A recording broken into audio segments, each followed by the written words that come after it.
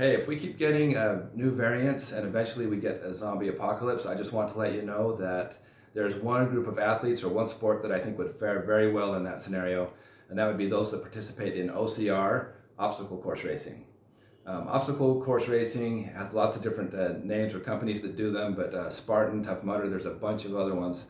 But I just want to share with you some of my experiences with Spartan races over the years, give you some insight into that. First of all, there are different difficulty levels and durations of races. There's a sprint, which is like a 5K. There's a super, which averages around 9 miles. And then there's a beast, which is around 12, 13 miles.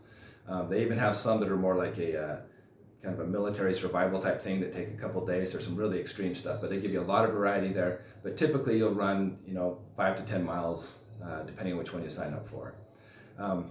These are different than a regular run because not only are you running up in mountains and up and down hills, but there's obstacles interspersed throughout the whole course. And so you'll have things like, wading through mud pits and then running, carrying buckets of rocks or sandbags, hoisting up weights, atlas ball carry, balancing exercises, a spear throw, rope climbs, all kinds of stuff. So they keep a lot of variety on there. It makes it interesting and exciting instead of just running the whole time. I remember the first race I signed up for. While I was waiting for my heat to start, there was some earlier heats that started earlier in the day, some of the elite professional athletes. And I remember sitting there waiting and I see this guy cruise into the finish line before everyone else, and it was Hobie Call. That's my first time I learned who he was, but he was just so dominant in the sport for so many years. He was the top dog everyone was gunning for. I think at that race, Hunter McIntyre came in slightly after him, but over the years, there's been kind of a changing of the guard, lots of new competitive athletes participating in this. These days, the two top athletes, two of my favorite, are Ryan Adkins and Lindsay Webster. They're a couple from Canada, but in the last 6 or 7 years, every race I've seen, it seems those two are on the top 3 podium in every race. They're just so dominant, so consistent. It's really impressive. There's lots of great athletes out there. Robert Killian, VJ Jones, there's a bunch of European ones I don't know that well. Nicole Merkel, Ria Kobel, Amelia Boone, Rose Wetzel, lots of names come to mind. Anyway, I don't want to keep naming people because I'm going to forget someone and someone's going to leave a nasty comment how I don't know what I'm talking about.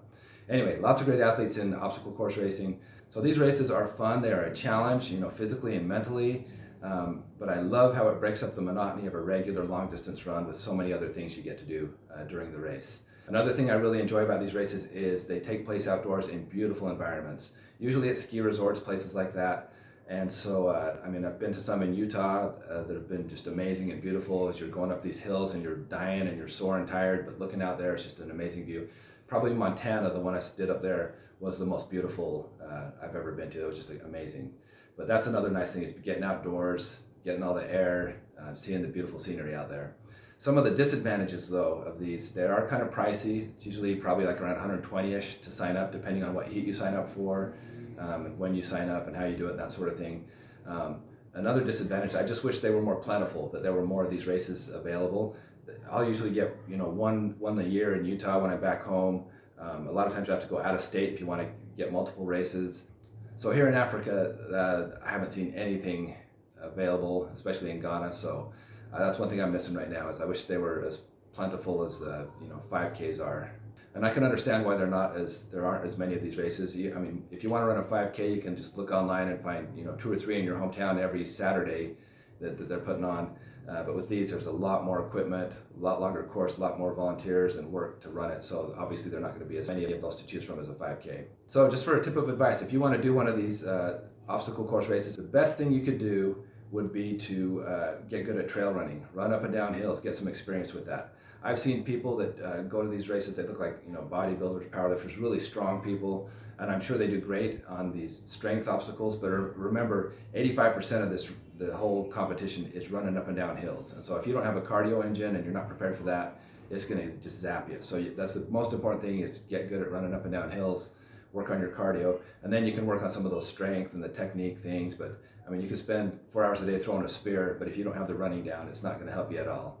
You'll notice the people that really excel in the sport are people with like a cross-country background, but also do like rock climbing or have some of that strength, but they're not necessarily huge people, but they're strong, they've got great endurance, and again, that's why they would do so great against the zombies. They can climb and run and outperform most other people on some of these things. So if you haven't ever done an obstacle course race, I'd encourage you to look into it and do one. It's a fun challenge. I think you'd enjoy being able to accomplish something hard like that. And it's just, I mean, getting muddy and dirty like that. I remember the first one I did, I went with a new white shirt. Big mistake, and when I finished, it was just like hard and crusty. I remember I took it off and it stood up in the corner. It was so nasty. I'd love to hear if you've run any other ones besides Spartan and Tough Mudder, how those were, what you think about obstacle course racing. Anyway, it's a fun sport. I encourage you to look into it. Also, I'm working on some fun videos for the upcoming week, so I'll be releasing those soon. So feel free to like and subscribe and share these so you'll keep getting the updates.